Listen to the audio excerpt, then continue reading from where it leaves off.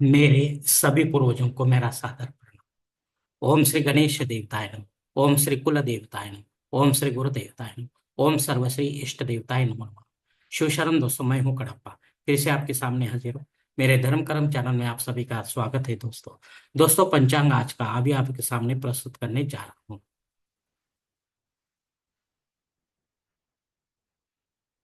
दोस्तों, आज तारीख 18 मार्च 2025, शैलवान शक 1946, संवत्सर क्रोधी आयन उत्तर, ऋतु वसंत, मास फाल्गुन, पक्ष कृष्ण, तिथि दोस्तों आज की चतुर्थी तिथि है। रात 10:10 के बाद पंचमी तिथि शुरू होगी। वार मंगलवार है। नक्षत्र दोस्तों स्वाति नक्षत्र है। शाम 5:52 के बाद विशाखा नक्षत्र शुरू होगा। योग दोस्तों व्याघात योग है। दोपहर 4:44 के बाद हर्षण योग शुरू होगा। करण दोस्तों भवकरण है। सुबह 8:52 के बाद बालोकरण शुरू होगा और रात 10:10 के बाद कौलवकरण शुरू होगा दोस्तों। दोस्तों, प्रमुख ग्रहों की राशि स्थिति सुबह 5:30 बजे कुछ इस तरह होगी। सूरज जो है कुंभ राशि में होगा, गुरु वृषभ राशि में, चांद तुला राशि में और शनिदेव अपने कुंभ राशि में होंगे। मुंबई विभाग में सूरज का आगमन और निगमन कुछ इस तरह होगा। आगमन जो सुबह 6:46 पर होगा, तो निगमन जो है वो शाम 6:48 पर होगा दोस्तों। दोस्तों, इसी पंचांग के आधार पर अब हम आज के पूजा के लिए संकल्प छोड़ने जा रहे हैं। तब आप आपके दाहिने हाथ के हथेली पर थोड़ा सा जल, थोड़े अक्षत, एक फूल या फूल की पंखुड़ी ले दोस्तों, और ये संकल्प जो है बोलना शुरू कर दे। हर ओम शिव शिव शंभोरात्म्य प्रवर्तमान सद्य ब्रह्मणो द्वितीय परार्धे श्वेत वराह कल्पे वैवस्वत मन्वंतरे कलियुगे प्रथम पादे जम्बूद्वीपे भरतवर्षे भरतखंडे मेरो दक्षिण दिग्भागे महाराष्ट्र देशे व्यावहारिक चांद्रमानी शालिवान शक 1946 प्रभावती षष्ठी संवत्सरों में क्रोधी नाम संवत्सरे उत्तरायणी वसंत ऋतु फाल्गुन मासे कृष्ण पक्षे भौम वासरे स्वाति नक्षत्रे व्याघात योगे बहुकरणिक्तायाम चतुर्थी शुभतिथो वीर गोत्रोत्पन्नम मैं कड़प्पा मोहपात दुरित क्षय द्वारा श्री पार्वती पति परमेश्वर प्रीत्यर्थ विधिवत पंचोपचार एवं षोडशोपचार इष्टलिंग पूजा करिष्ये एवं नित्य देव पूजा करिष्ये। दोस्तों, यहीं पर यह संकल्प खत्म हो चुका है। अब आपके दाहिने हाथ के हथेली पर जो संकल्प का पानी है वो सामने वाली थाली में छोड़ दो दोस्तों। दोस्तों, इस संकल्प की काल मर्यादा सुबह 8:52 तक है। इस समय के बाद भी अगर आपको किसी धार्मिक विधि की संपन्नता के लिए संकल्प छोड़ना है तो कृपा करके आप ऊपर के बदले हुए पंचांग का सहारा लेकर नया संकल्प तैयार करें। और उस संकल्प में आप जो करने जा रहे धार्मिक विधि, वो उसका उल्लेख अवश्य करें। तब जाकर आपकी ये धार्मिक सेवा संबंधित देवताओं तक पहुंचेगी और उनका आशीर्वाद आप तक पहुंच जाएगा। आपका जीवन और भी सुखमय बन जाएगा दोस्तों। दोस्तों, अब मुहूर्त विभाग में देखते हैं।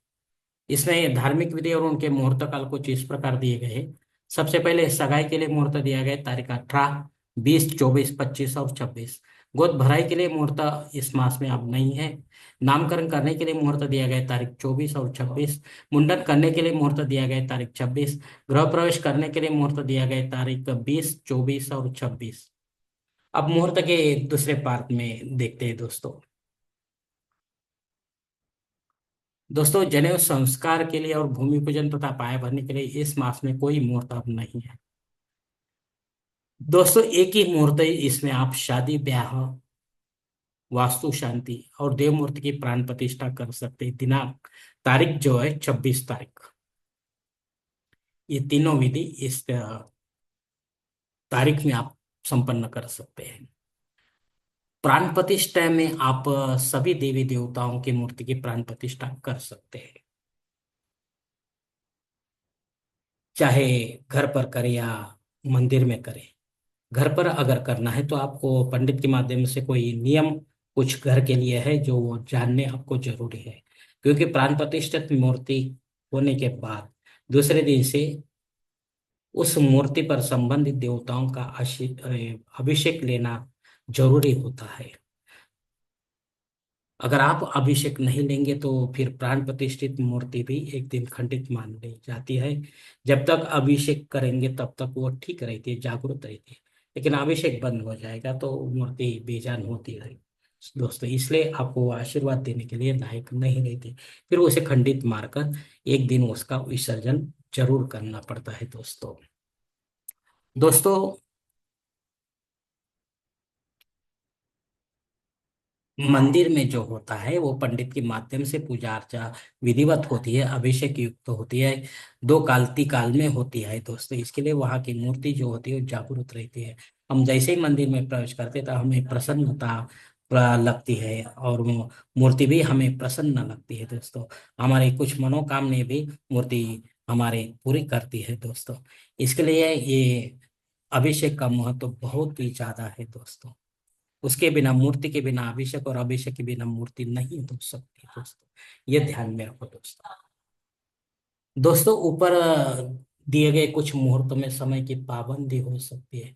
इसे जानने के लिए कृपा करके आप मुझे कमेंट्स बॉक्स में पूछे, या फिर कोई अच्छे से पुरोहित से या पंचांग धारा से संपर्क करें, और तब जाकर आप अपने जन्म कुंडली के हिसाब से आपके लिए कोई अच्छा सा मुहूर्त चुने, ताकि आपके विधि में कोई बाधा न आए और विधि का पूरा पूरा फल आपको प्राप्त हो दोस्तों।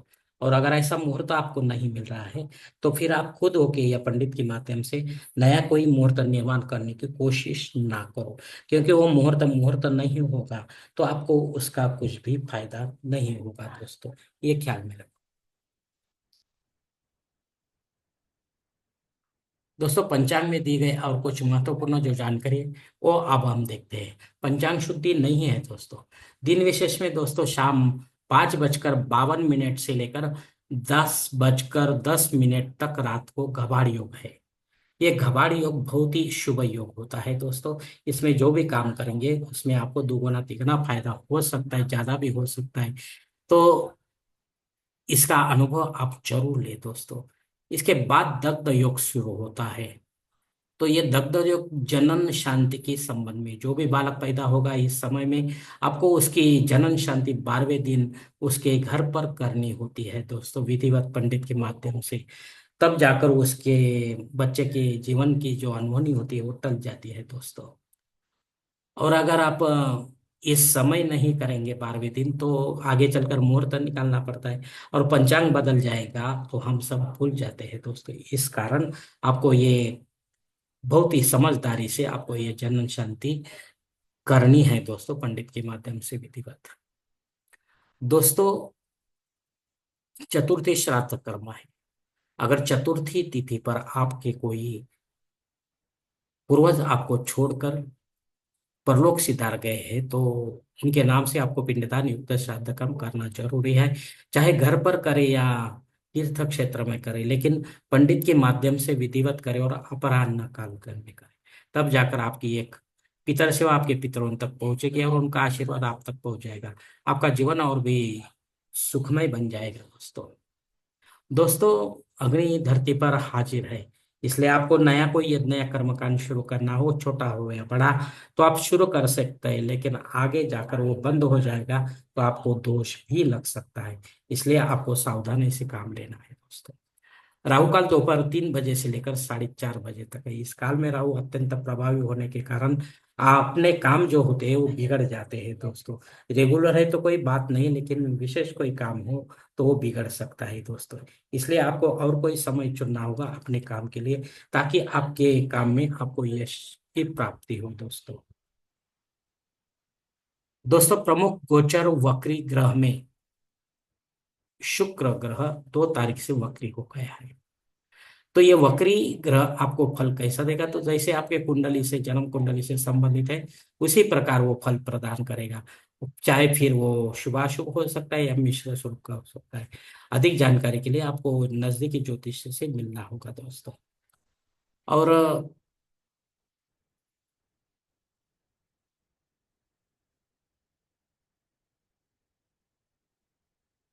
अस्तंगत जो ग्रह हम जिसे कहते हैं, मतलब जो भी ग्रह सूरज के पास आता है वो अस्त हो जाता है, निर्बल हो जाता है, उसका तेज जो है खत्म हो जाता है। वो कोई भी फल देने के लायक नहीं रहता है दोस्तों। तो शनि जो ग्रह है वो 27 फरवरी से अस्तंगत हो गया है। तो इससे आशा करना उचित नहीं है दोस्तों। फिर भी आपको कुछ पूजा पाठ अगर करनी है तो आप पंडित के माध्यम से करें दोस्तों, अगर उचित हो तो। धन्यवाद दोस्तों। आज का ये पंचांग का वीडियो मैं यहीं पर खत्म करता हूँ।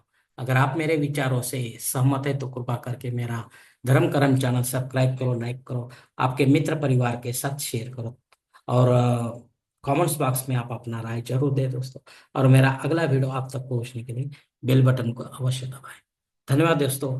हमारी अगली मुलाकात होने तक आप खुश रहे, आनंदी रहे और प्रसन्न रहे। हरिओम। शिव शंभु महादेव।